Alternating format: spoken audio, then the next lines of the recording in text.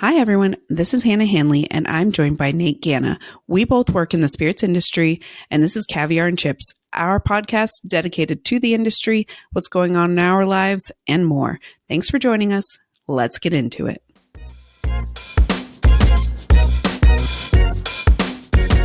Welcome back to Caviar and Chips. We are so excited today. We have a guest with us. He is a legend in the industry. He is such an amazing dude. We are huge fans of everything he does. Murphy Quint? Oh, God. Did I say it right? No, you're fine. Quint, but no, that's just One fine. thing about me, Murphy, I don't know how to say most words. Hannah can't read good. Hannah can't read good. I had the most embarrassing moment with Dr. Bill Lumsden, friend from a Scotch brand that I can't even say, Glenmorangie. It's embarrassing, but also I just own it. No. Anyways, I'm Hannah Hanley. I'm Nate Ganna. I'm Murphy Quint. You nailed it.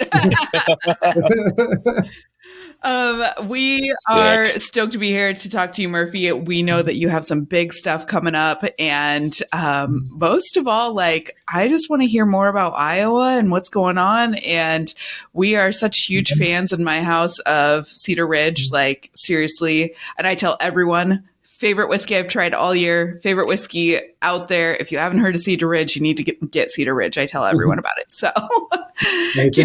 That means a lot. And yeah, we're doing some fun stuff out here. And, being in Iowa, I think for a number of years, we kind of flew under the radar a little bit. And now we're at the point where a lot more whiskey folk are aware of what we're doing and familiar with our brand. But kind of flying under the radar for a while, at the time it was what it was, but now it's kind of worked to our advantage because while things were quiet and people didn't really know us, we were able to build a fairly sizable distillery and a really good inventory of whiskey. For a long time there, they would kind of get discovered and then they wouldn't have enough product sitting down and they'd run out and it caused brand problems for them. So what did start as kind of a disadvantage being under the radar has now, looking back on it, become a huge advantage for us. And as people have learned about our brand and started to get into it, we've got kind of a good inventory sitting down, good distribution, a good product pipeline. And so it all worked out in the positive. So you grew up at Cedar Ridge. This is a family operation. Tell us about what that's like and growing up in the orchard. And now, you're raising your kids in it. What's it like? It's been a really crazy journey. I mean, I've been doing this since I was 15, 16 years old. I was in late middle school, early high school when my parents told me that they wanted to start a vineyard. That's how this whole thing all started, with my parents wanting to start a vineyard and eventually maybe, selling some of the wine that they produce out of their own vineyard. And at the time, I thought that was crazy. But, when you're in late middle school, everything your parents do is crazy. So I just kind of was par for the course. And as time's gone on, it started to make a lot more sense what my parents originally conceptualized. And, a series of pivots along the way led us from this small family-owned vineyard concept to something that evolved into a winery and obviously now a distillery. Now we're 90% whiskey and 10% wine. But it's been a really interesting journey. And I'm super fortunate to have been able to have that opportunity and get the foot in the door of an industry that's normally kind of hard to break into. So I had a lot of advantages on that front. As far as, raising my own kids in it, it's been amazing. I grew up as a young kid. My grandparents in a small town of Winthrop, Iowa, they owned a few businesses out there, ag businesses. And it was cool for me and my cousins to grow up and go visit my grandpa at work and just kind of have this little, it was a business, but it was kind of a playground that we got to witness when we were young. And now you have a lot of cousins. Sorry. Go. Yeah. I've got 7 cousins on that side, and then I've got 3 siblings on my side. But we all kind of grew up in this small town, going to visit my grandpa's business and kind of just hanging out there. I'm sure we were super annoying for all the employees and stuff, but it has been cool to now have a family business that I'm involved with and see my kids come out here and enjoy it too. I mean, obviously they don't drink the product, but for them to come out and, my son loves driving the forklift and skid loader and my daughters love checking out all the barrels and stuff like that. And it is really cool to see them grow up in this family business environment that I was fortunate enough to experience when I was young as well. I mean, that's got to be one of the coolest places I've been to in recent memory. Mainly because the food that you guys have is so damn good. That place is wild. It really is. We outside of Iowa, we are obviously known for whiskey, but once the closer you get to our distillery, we might be known for food. I mean, food and maybe even entertainment. We get a lot of really good live music and stuff out here, but that's actually how this whole thing became successful. Was we started offering wine and spirits, and those were doing all right. But eventually, when we moved out to our current location in Swisher, we didn't know if people were going to come out and actually support us and stuff like that. And what happened was our current president is a guy named Jamie Siefkin. He came up with the concept of, well, rather than try to hook people to come out here to try our wine and whiskey, before they even really know who we are, let's get them to come out and eat good food and listen to good music. And while they're here, they will drink our wine and our whiskey.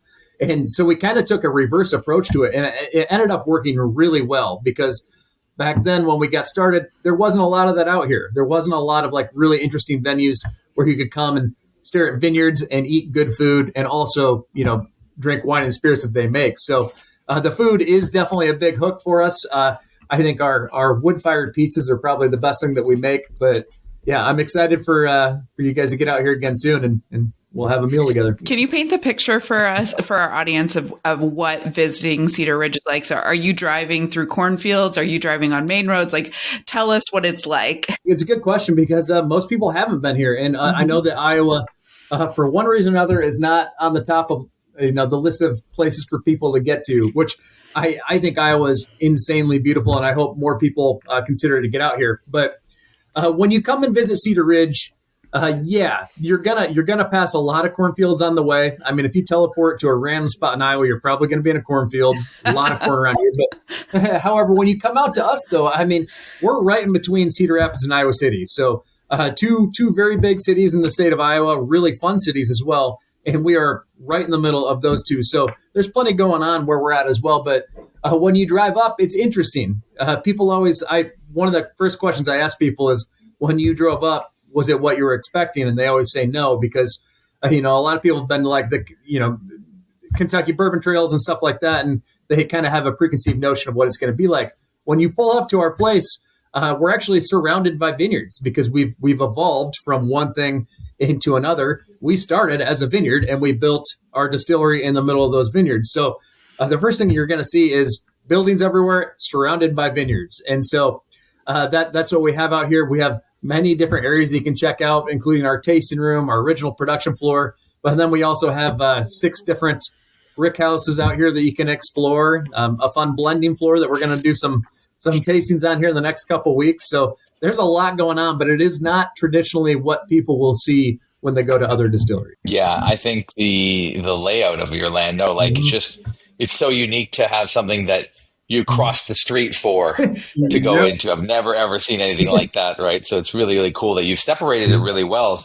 And also your vineyards are just absolutely spectacular to look at. Hey, thank you. They're truly incredible. I'll make sure to pass that on to Kent Falker, our vineyard manager and winemaker. He's amazing. But I'm specifically going to reach out to Kent today, ironically, because we're going to smoke those cigars that he had. The viral video we had. Wow. So for those of you that don't know, Kent is like a genius, but he put some cigars into a port barrel and Madeira. hung them. Madeira. Yep. Madeira, and hung them to mature in the Madeira. I've never seen anything like it in my life. So I saw the video, but so then you're pulling the cigars out to smoke the cigars? Are you? Yeah. So the cigars, they were technically freshly emptied barrels, and he tucked basically a bag or a little mesh sack of cigars inside of that barrel, and they were just suspended in there, and they took on a lot of flavor. And I mean, if you smell the cigar, it is absolutely influenced by that Madeira cask. And so, we're gonna smoke those. Kent's the guy for that, and that's just one of many, really creative things that guy does. He's a thinker, and he's just a genius at what he does. Yeah. When Wow. you are looking to Kent and thinking about the future of Cedar Ridge and thinking about your blending and what you guys are coming up with, are you guys in lockstep on winemaking whiskey? How does that relationship work as well? Yeah, very, very much hand in hand. And the reason why that's beneficial is because we have a very similar vision for the future. We're both long-term thinkers. Being in whiskey and wine production, you live in the future. The stuff we're making right now is not the stuff you're going to try this year. The stuff we're focused on is the stuff that's going to come out a couple years down the road. And so luckily, we have a very similar vision. We are both also big single malt fans. And the reason why that is important is because a lot of the wine casks that he is using and basically creating flavors with are the casks that I'm eventually going to take and do a secondary maturation with our single malt in. So we have some really, really unique advantages on that front. For example, there's one vineyard out here called Marquette. It is a grape varietal that can, withstand the harsh Midwestern winters. And Kent made a Marquette red wine out of it.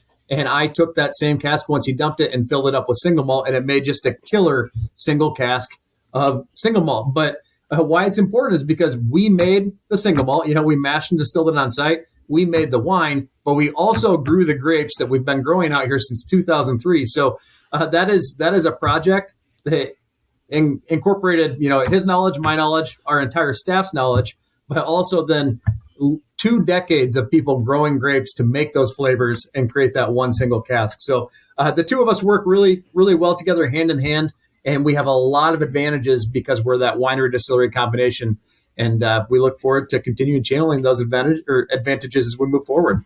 How do you feel American Single Malt is doing right now with everything going on and with the approvals and all that stuff? I think it's going really well. It's an exciting time to be in that category now that it's officially designated as a category of whiskey. And I mean, that's something that we debated, long term. Many of us debated whether that would actually happen or not, just because the TTB kind of they dragged their feet on that for a while. But I obviously really thank them for finally getting it over the finish line. As far as how it's going and how it's going to be going, it's interesting because now we've finally got we're over the hump on this big project of getting it to be an actual category, but we're also entering a very complicated market for whiskey in general right now, which, so you've got one really good thing going and one fairly complicated thing going, and it could take this new category in any direction. I continue to be bullish on it because I think there are a number of very good American single malt whiskey producers. I like to think that we're in the mix on that. Yeah. But there's some really good ones in the United States right now being very innovative. We're kind of differentiating from Scotch by not focusing as much on age, but we can get really innovative with secondary maturation, aka cask finishing, or unique malts, things of that nature. So there's some really good innovation going on. But the fact that, the whiskey market is a little saturated right now, we've gone from like 50 distilleries 20 years ago to having about 3,000 of them now. It's created a little bit of complication. And then lastly, distributors consolidating, right? A lot of the distributors, we've gone from having a couple hundred distributors to having a handful of them, and that's creating some complications as well. So where it's all going to go is anyone's best guess. I am bullish on the category of American Single Malt just from the innovation and the people behind it. I've had the opportunity to network with people, at Westland and Westward and Balcones and Whiskey's Del Bach and Virginia and Clear Creek. They're doing really cool stuff. And so you got to imagine that it's going to continue going in a positive direction. It happens to be at a fairly complicated time in the industry's history. I'm actually seeing you guys stand out over the rest of the pack in a lot of ways right now. I see a lot less Westland out there. I see a lot more of you guys, funny enough. It's kind of interesting. I don't know what you attribute that to, but it's really cool. I do attribute it to something in particular, and that's we have a huge, huge advantage on our front. And I've been preaching this for a while. When it comes to whiskey, it is very fun to specialize in one category. We did not do that. We make bourbon, we make rye, we make single malt, we make a little bit of everything. But where that has now come into our advantage is we can be very slow, patient, and strategic with our single malt releases because we have a very successful bourbon business. We are the number one selling bourbon in the state of Iowa. And I know that at first thought that doesn't sound impressive, but we are the only out of 50 states, there's just one that doesn't have Kentucky at the top, and that is the state of Iowa. So we have captured significant market share in our home state, and that has created a sustainable foundation for us to build off of. So it has put us in a position where, to chase revenue, we don't need to keep releasing new single malts onto a market, onto shelves that are already saturated. We can be slow, strategic, and we can kind of burn and turn these releases to create something cool that's going to sell out right away. Whereas had we just specialized in single malt, we'd probably have investors breathing down our necks, and we need to bring revenue in to satisfy all that. And so when that happens, you get in a position where you have to keep releasing new product. And then what happens is now you've got too many on the shelf, and they're kind of sitting there, and retailers can get frustrated with that. So the fact that we have bourbon, single malt, and rye, and we've got a good bourbon business to keep that nice sustainable foundation going means that we can be strategic on single malt. And that, I think, is why we've had a lot of success and we've gained a lot of momentum, is because we're not overdoing it. We're being very but I was more laughing at the fact that you said you've said it 50 times. I've probably been there for 45 of them. I know. It's so funny. Say it all the time. Yeah. Yep. No. And I think when we were at Charleston together last year, you really captivated a lot of that crowd right off the bat, which was super cool, especially because some of the people on that panel were also, amazing blenders and distillers.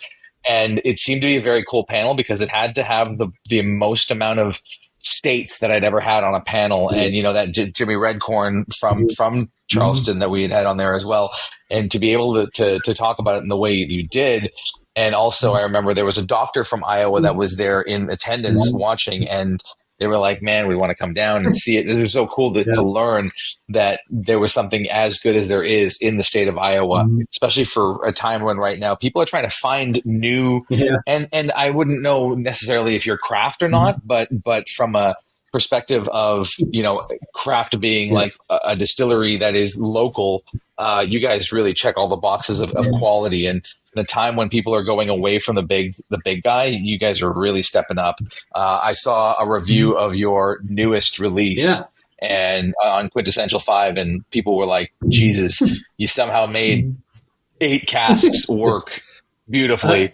And, very cool. Thank you. Those blends, so the Quintessential Special Release, you had number 5. That one's been going well. It's been getting good reviews. But I'll tell you what, that line is getting more and more complicated because every time I do one, my personal goal is to make it better than the previous one. And so, that gets very difficult to keep coming up with new concepts, but also making sure that it is going to be a truly premium product, one that, the last thing I want to do in the whole world is release one of those special releases that isn't truly special, that we rush out and we get out there. So I'm now starting those blends like 8 months in advance just to get them started and get them moving so that we can actually get them out to market on time. But it's getting pretty stressful and complicated. I really enjoyed producing them, though, and I'm incredibly pleased that so far for the first 5 releases, they've all had really positive responses. And, I've got kind of a big plan for the 6th one coming out next year. We're obsessed. To be honest, we are the two of us are obsessed. That's the thing. You go out on a limb here, and this is all credit to you. Don't get me wrong. This is all credit to you. But generally speaking, and genuinely speaking, nothing for me will ever beat Pete and Cherry. I'm completely with you on that.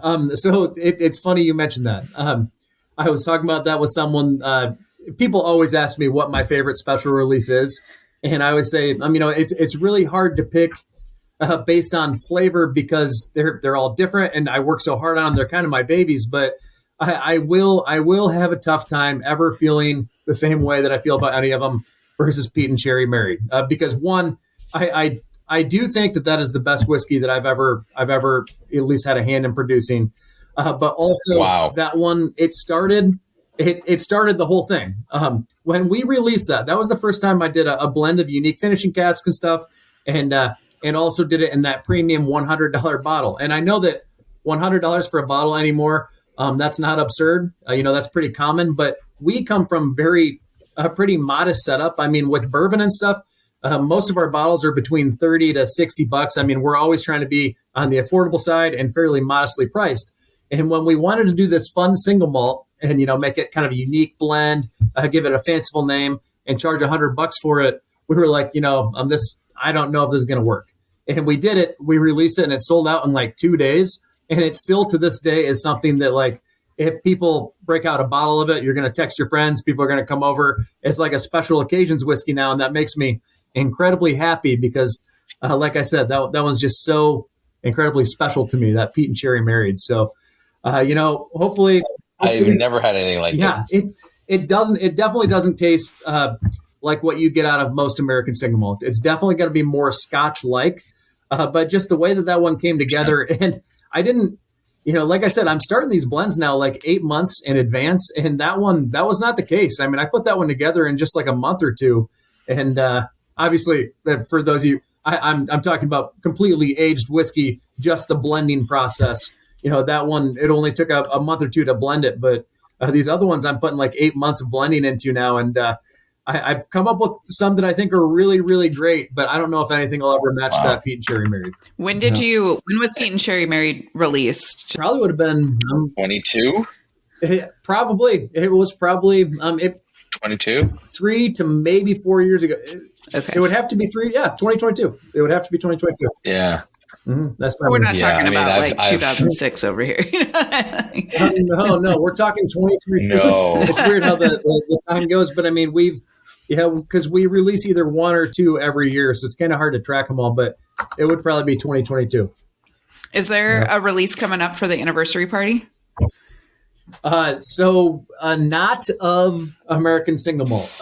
There's some fun stuff that we're going to do on the American Single Malt front, especially for people who are here on site. We're going to do some fun events, but we are indeed doing an anniversary bourbon release, and that is actually going to be a really fun product, and it's designed to kind of represent both where we came from and what we've evolved into. So what we wanted to do is cover basically wine, bourbon, and single malt elements, because those are the big three things that we do here. And so what we did is we took a bourbon and we did some wine cask finishes in it, and then I created a blend of those different cask finishes the same way that I do with our single malt. So it is basically like our quintessential special release, only with bourbon instead of single malt.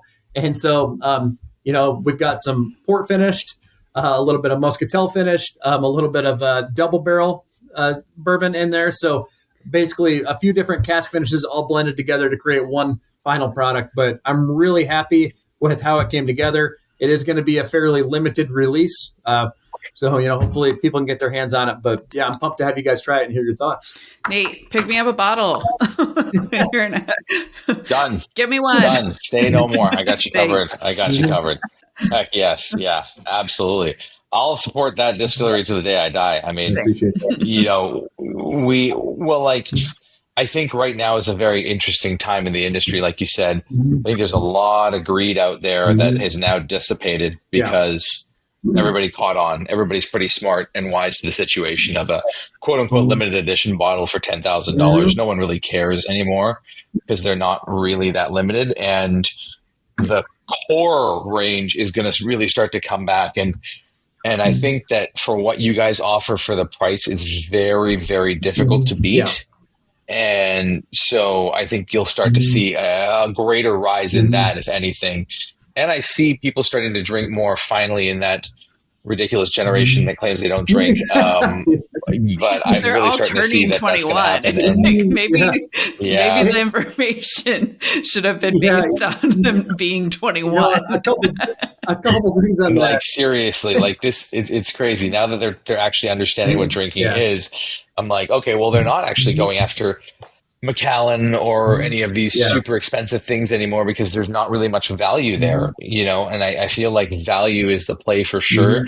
And this cycle is going to be so intense that we go back to like what it was originally, which was good value for the money. I'm really glad you said that because value, that is the number one thing that we have tried to offer from the day we started until now. And we originally started doing that. I mean, because in Iowa, where we were originally just selling to our own state, I mean, shoppers, they're price conscious. They pay attention to that stuff. And so what we have always focused on, even during the gold rush, like you were referring to, where, you can just put stuff out there, charge whatever you want, and it'll go. We have tried to stay focused on, whatever we offer, whether it's bourbon, single malt. We want people to feel like it drinks for a minimum of $10 more expensive than what they paid. We want every consumer who takes a chance on our bottle to feel like they won the transaction. Like, oh wow, that was only $60. I would have easily paid 80 for that. I mean, so that's something that we go for.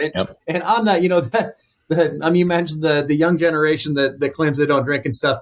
That's been interesting. I've been paying a lot of attention to that too. And I think that, since the beginning of time, or at least recorded human history, humans have bonded over a drink together, right? That is something that has brought people together and benefited society. There's obviously been some downs to it too. You can definitely take it too far, but the reason I bring that up is because young people, we're running into a situation where there's a lot of loneliness because people are connected somewhat, but mainly through the phone, not necessarily in person. And I think that young people eventually will pick up on the fact that you can actually have true connection over a drink, whether it be whiskey or whether it's coffee, right? You can meet up with a friend in person and actually bond over that. And so while 100%. Younger people, there are some trends where they're not drinking, I do think that sense of creating bonds and creating connections is going to bring them back to the table, whether that's over morning coffee or a dram of whiskey in the evening. I'm not too concerned about them, long-term not drinking at all. What markets do you see being good for you guys and for the growth of your brand? It's a very complicated question because the way that distribution is evolving, it's happening very, very fast, and it makes it really hard to build long-term plans around. For example, with our single malt, which we do distribute different products with different strategies. So with our single malt, we talked about California is probably a really good market to get that out there because it's in the West where single malt's more common. And in that state, they drink more single malt. Well, to your point exactly, that has all of a sudden become a very complicated market. And so we've kind of, to a certain extent, had to retreat. Distribution there's very complicated right now. So one thing that, every time we dip our toes in the water of a new market, not only like offering the product there, but actually investing resources in growing our market share in a specific state. Every time we do that, we dabble in other states, but then we always get pulled back to the Midwest. For the most part, we're focusing on developing our brand, dedicating resources to surrounding states of the state of Iowa. Now, are there some exceptions there? Yeah, we are dabbling in South Carolina a little bit. We are dabbling in Florida from time to time, things of that nature. But cool. Where we are truly focused is basically developing a centralized location and slowly expanding outward from there. We've done that in our home state. We went from originally being hyper local, really in just the Cedar Rapids, Iowa City area, and then eventually getting to Des Moines and kind of growing that circle that I keep referring to. Well, now we're to the point where we're doing really good business in Chicago, which is a very hard market to do good business in. And we are interested in Minneapolis and Omaha and Kansas City, St. Louis. So we're kind of trying to just keep expanding the circle to get a little bit bigger every single year. And right now, a lot of that is taking us throughout the Midwest. That's amazing to hear about Chicago. I know that, I say this from excitement because we do so much together in Chicago. I think Chicago is just such a great market. It's such a trend-setting market. It's really cool to hear that. I love that. It's a good one. And, I think from our own business strategy, it's a must-win market for us. The volume that they have there, the population that they have there. We do have to succeed long-term if we want to continue building a national brand, which is something we're interested in. Chicago is a must-win for us. And so we are technically licensed in 34, 35 different states for distribution. You can only invest significant resources in so many of them. And Chicago is without question, outside of Iowa, at least at the top of that list. You talk a lot about owning your backyard in terms of the sales approach and owning the Midwest, which is fantastic. And clearly having a $30 to $60 bottle of bourbon competing with like I don't know how much Jim Beam is in Iowa, but probably $15-$18. And then to be the number one bourbon in the state, I just that's such a huge deal. And as you all think about your approach into your backyard, are you all out there? Like, how are you thinking about that from a distribution standpoint? And then how do you get these accounts on board? How do you get them excited? It's been a tough road. I mean, specifically developing Iowa was so important and such a challenge. The way we kind of think of all this distribution stuff is really, like a board game. Risk is a good board game. That's kind of a good analogy. But I mean, you can spread yourself way too thin, trying to go way too big, too fast. I mean, it would be great for us to build an awesome brand that was successful in Manhattan, and it would be awesome in Los Angeles or Houston, whatever. And in a way, we are trying to do that. But at the end of the day, though, if something goes wrong in those states, like we were just talking about with California, where they have a distribution shakeup, and all of a sudden you're boxed out of that state, well, now your business is in jeopardy, right? You're at risk of losing this game. And so we have always looked at the state of Iowa as the most important foundation. As long as we have that, we can take risks in these other markets, and we can try to develop things elsewhere. If they work out, they work out. If they don't, they don't. But at the end of the day, we have Iowa. So what we do is, we have a really strong team in the state of Iowa, both on premise and off premise, constantly working to build this thing here. But the most important thing that we do is that we bring Iowa to people in our messaging, whether that's on social or whether that's, when we're actually out and say we're at a bar in, Fort Lauderdale. If we're at a bar in Florida somewhere, we will be bringing Iowa to those people. We want them to see that we're representing our state and that we have pride in it. And then in return, Iowans, they show pride in us. It kind of becomes like a sports team, right? People here want to see us succeed, 100%. And we've got this mutual relationship going where we're kind of building this thing together. So at the end of the day, as long as we have Iowa and as long as we continue, to show Iowa pride, we've got a nice foundation that we can build off of and take these risks. Coming up on August 16th is the 20-year anniversary party. What can people look forward to? Is it a ticket thing? Do people need to get tickets? What does that look like? No. Come out on the 16th for our anniversary party. So it's our 20th year in business, which is crazy. Oof. It's crazy. We've been doing this for 20 years now, but come out. There's a lot going on out here. A lot of it is open to the public, not ticketed. There are going to be some small seminar things and things of that nature that you can get tickets for. For example, we've got a really popular event these days called the Quintessential Experience that, basically you sit down, you try through 6 different single casks and do a blending exercise at the end and just learn what it's like to do some of the stuff that I'm doing on the single malt front. Like that is a ticketed event. We're going to do a similar thing with our wines. That's ticketed, but there will be plenty of stuff open to the public. We'll have really good live music, obviously some really good food out here the entire time. So I recommend getting out here on the 16th for the anniversary party, and it's going to be just a wild party. Nate's going to be there, I can't wait. I'm so excited. Yeah. Dude, you and me are going at it. I hope you aren't driving home for one. I know. No, my wife is going to be here all day to help with a few things. She's going to kind of work as my assistant, and I'm hopefully designated driver at the end. And the only thing I'm nervous about at this point is Friday night. We're going to have a lot of people in town too, and I hope not to go too hard Friday night to the point where Saturday is going to be difficult. So we're going to have to pace ourselves. We're going to have to be professionals about this, but I think we can do it. I'm really actually looking forward to getting Megan in the game here. Mm-hmm. That's Getting Megan involved is always so fun. Megan is not only phenomenal at what she does on the marketing front, but just kind of a kick-ass person to be around, especially when you're all around great times. So you'll have Megan, you'll have basically our entire crew will be here, which is cool because at the end of the day, this is a family business. This is kind of my parents' thing, but there are so many people who have contributed to developing the business, cultivating the land. We've expanded our land 3 times out here.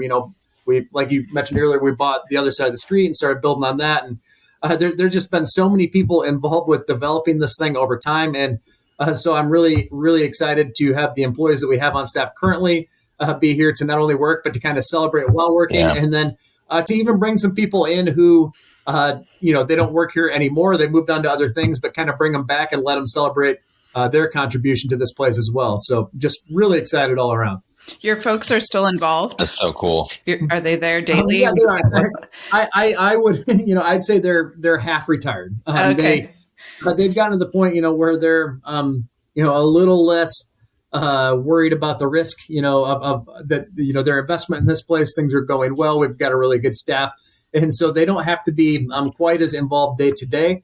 With that being said, they are here most days just kind of on a half day basis. So, like I said, they spent a lot of time getting the right staff in place so they could do that. My dad in particular was working 90 to 100-hour weeks for, the better part of 10 years straight, because he had a full-time job and then he worked full-time here as well, oh my God. Which I know was very, very complicated and hard on him. So they've definitely earned the point where they're at now, which is basically, they're involved with the things they want to be involved with, and then they know that they've got a team that can handle the rest of it. Are your siblings involved as well?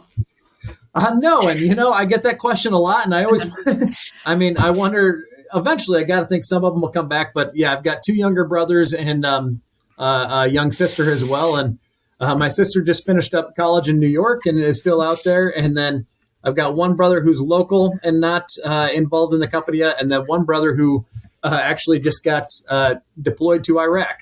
So he, is in the military. Wow. And so everyone's kind of doing their own thing. Thank him for his service. Yes, wow. Yes, he's very, very proud of what he's doing. And so I've got a bunch of siblings. None of them are involved yet, but I'd imagine that eventually some of them will make their way back, just because it's, not only is it a family business, but it's a cool one. It's an exciting one.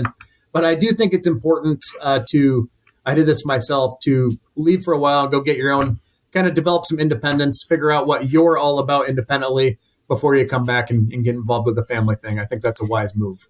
Since you stepped into this kind of legacy role within the family business, was there pressure to come back? And maybe speak to that also, because I think Nate and I know your story pretty well. There is a lot of pressure. There was, and there still is. What happened was from 2005 to 2010, I was helping out with Cedar Ridge in the early days. And keep in mind, very different business model back then. We were mainly like a garage distillery when we started out, a garage wine distillery, as small gets. But eventually in 2009, we moved out to our current location and started building. Things were fairly small still. And at that point in time, I had just finished up college, and my girlfriend at the time, wife now, the two of us, we just wanted to disappear. And we went out to Colorado. We didn't even have an apartment lined up. We kind of had a lead on one, but we literally loaded up a moving van and just moved there and kind of started fresh. And that was so incredibly important for me to do, because when I was out there, not only did I get involved with Stranahan's, which I'll come back to, but I developed just kind of a sense of self and, what I'm interested in on my own, rather than, kind of being in this family thing. I needed to go figure out what I was about independently. And, that happened. I had a lot of, I worked for some really good people out there, learned a lot of good things. And then obviously over time, I ended up at Stranahan's, where that is where I learned what this industry could be. And that, it's not just like it doesn't have to just be like this small hobby, crafty family thing. Like, no, you can, like a master blender, master distiller, that is a career path that you can actually chase and go down. I learned that from Rob Dietrich, my mentor. And, I learned that distilleries, they don't have to be this very small thing. They can scale up and distribute nationally. Keep in mind, in 2010, on like the independent or craft side, whatever you want to call it, that was still pretty unheard of and unknown. And so when I was there, Stranahan's definitely taught me what was possible in this industry from a career and business standpoint. And yeah, when I eventually came back in 2014, there was a lot of pressure, but also a lot of excitement and passion to, more so than anything else, take what I saw in that great state of Colorado, where locals were supporting Colorado whiskey, and try to bring that to Iowa, where I already knew that we had really proud people here. In the state of Iowa, because we don't get talked about a lot. When we end up on the news or something, you call your aunts and uncles, and you get everyone like, "Hey, we're on the news. Iowa's on the news." So I knew that there would be like this big Iowa sense of pride, and what my goal was to continue to build whiskey at Cedar Ridge and to tap into that pride. And so it was very hard and difficult to do, and there was a lot of pressure and continues to be. But it's a good pressure and one that I'm really excited and fortunate to be a part of. Having said that, so many things go through my head because obviously I'm a huge Stranahan's guy, and I know that you started one of the there. best places on earth. Right. I mean, their whiskey is just so cool. But you got to be on a panel last year with Justin, yes, which was so neat to see, like the old and the new of changing of the guard there. What were you doing? Were you starting out at Stranahan's, or were you master blender, or what was the scenario there? Yeah, so at Stranahan's, no. And first of all, that I want to say that panel was awesome. That panel was one of the coolest panels I've ever been on, probably the coolest. And yeah, for background, that was at Tales of the Cocktail. That was our master. No. Oh, no. Oh, you're talking about Charleston Food and Wine. Oh, okay, cool.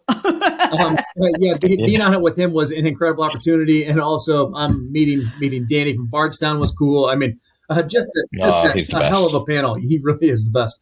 But no, so it's funny. I actually did not work there with Justin. There was a gap between us, and it was interesting. My career at Stranahan's, I got in mainly having a little bit of distillation background. That's what I did at Cedar Ridge. But when I got in at Stranahan's, what they needed was someone actually doing mashing and fermentation, and I didn't really have much experience on that front, at least personally. And so it was kind of a new role for me, but I really, really fell in love with it.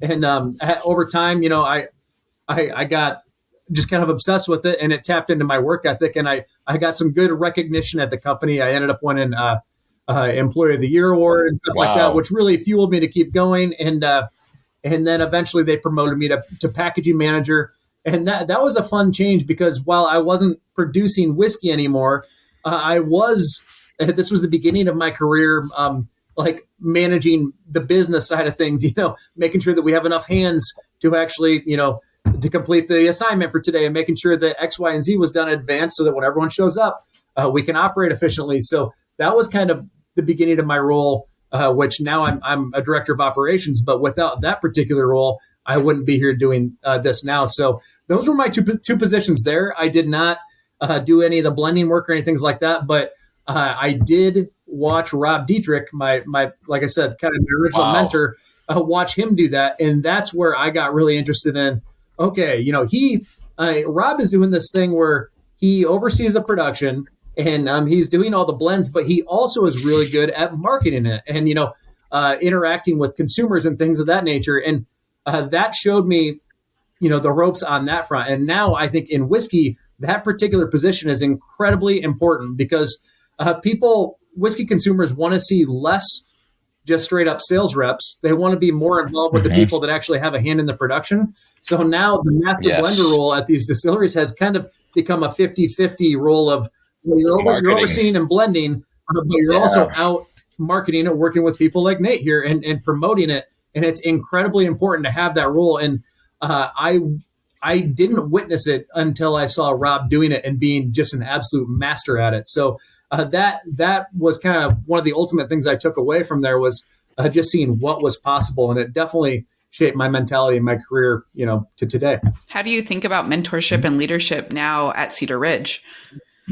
I think it's incredibly important.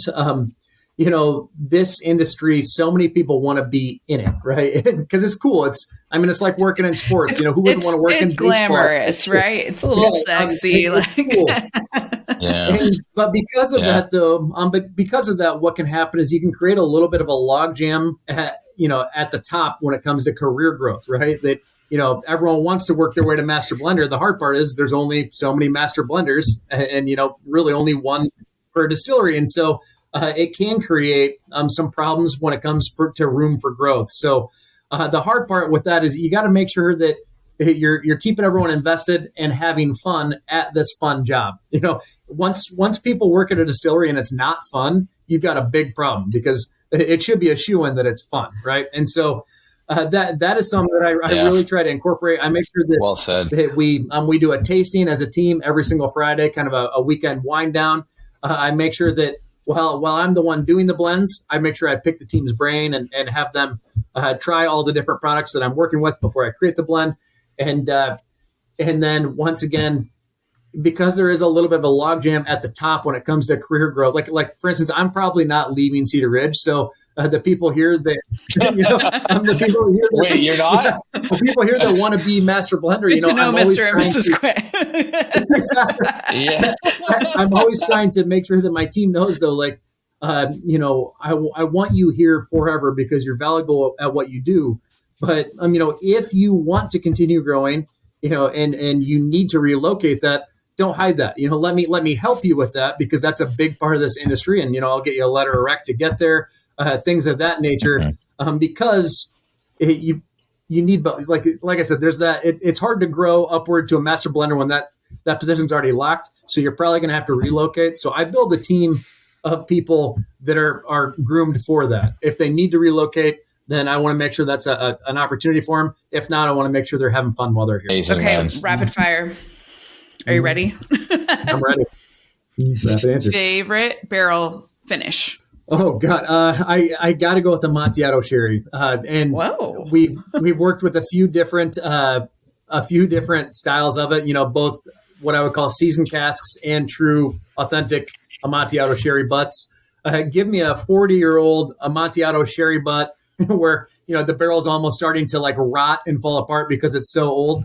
That's what I like to work with. The flavors that those impart are second to none. They're indistinguishable and just an absolute like it's almost cheating working with those casks. So I got to go with Amontillado sherry. Okay. Most Midwestern thing about you? Everything. I'm Midwestern. I don't know. You don't have a Midwest accent. You're not out here like getting a Shasta and a dilly bar. No. I'm fairly neutral on the accent front, but I think probably just values and work ethic. It's interesting. In the Midwest, work is such an incredibly important part to our lifestyles, and I don't entirely know why, but we all just really take pride in working and then going home and raising a family. And that's obviously the situation that I'm in right now. I don't really have time for hobbies outside of this stuff. I work a lot, and then when I'm not here, I'm with my wife and kids. And I think that's kind of a very Midwestern style of life setup, and I'm happy to have it. When you think about wellness and kind of life balance, and obviously family is so important to you, but how do you also take care of yourself? That's something we talk about a lot on this podcast with our guests is what does that look like? We're all works in progress.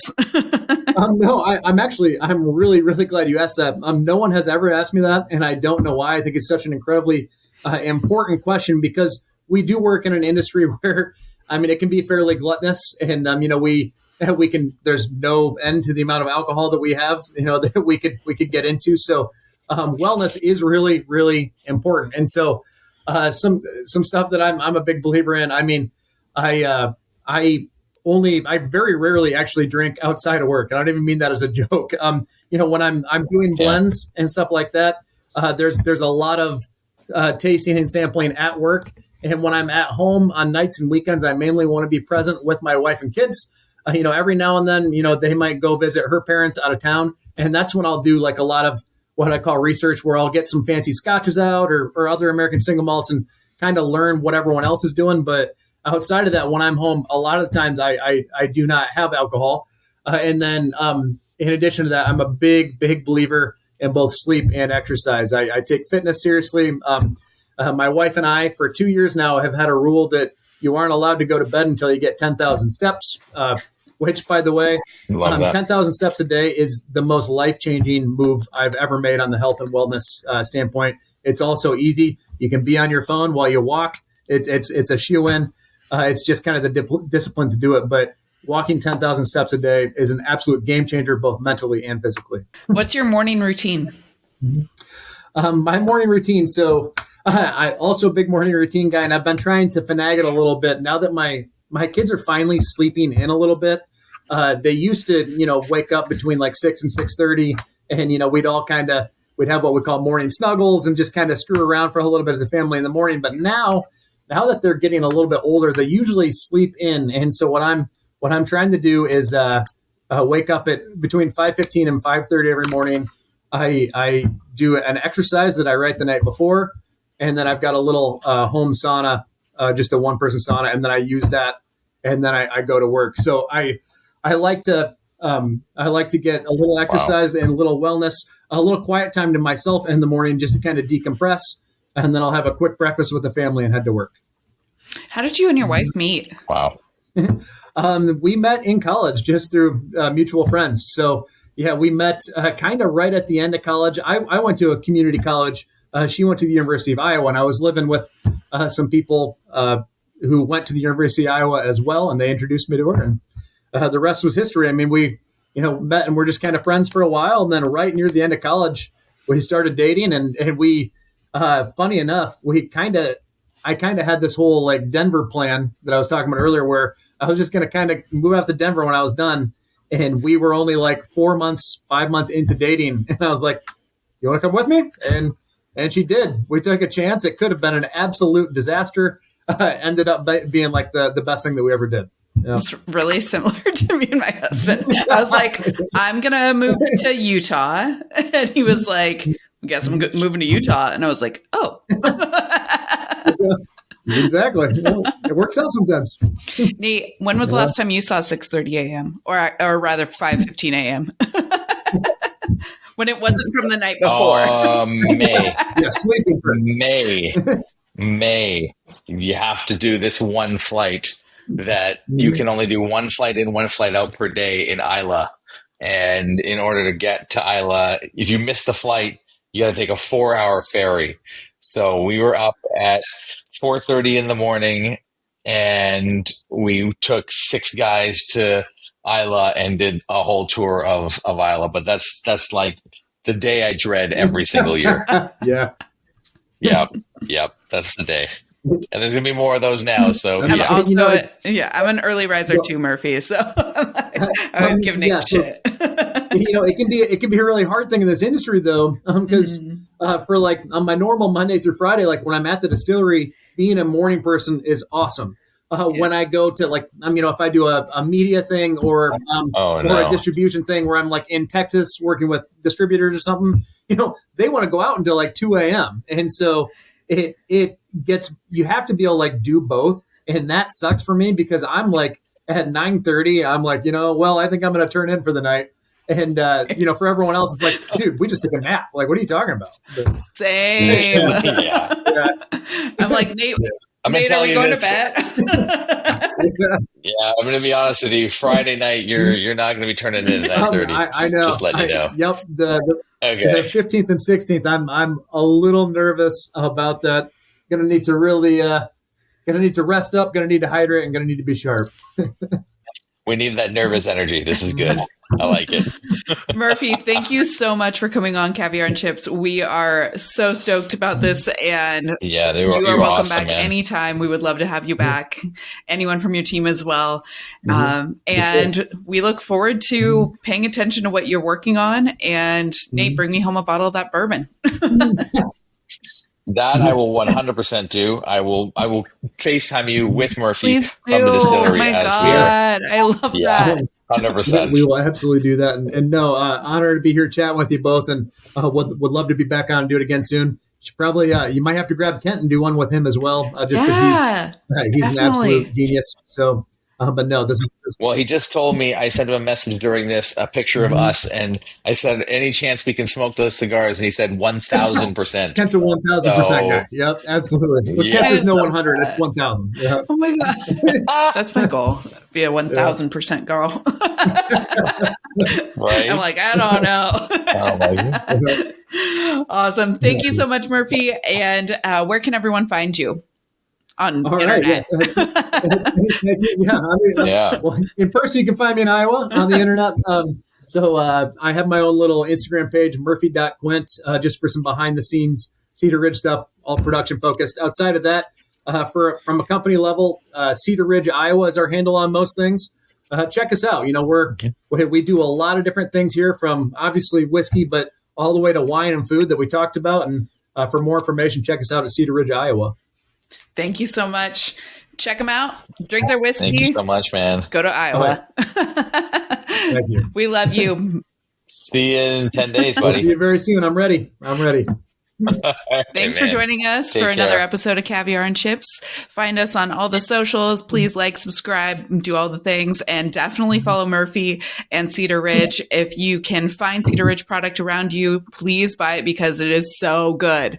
All right. Love y'all. Bye.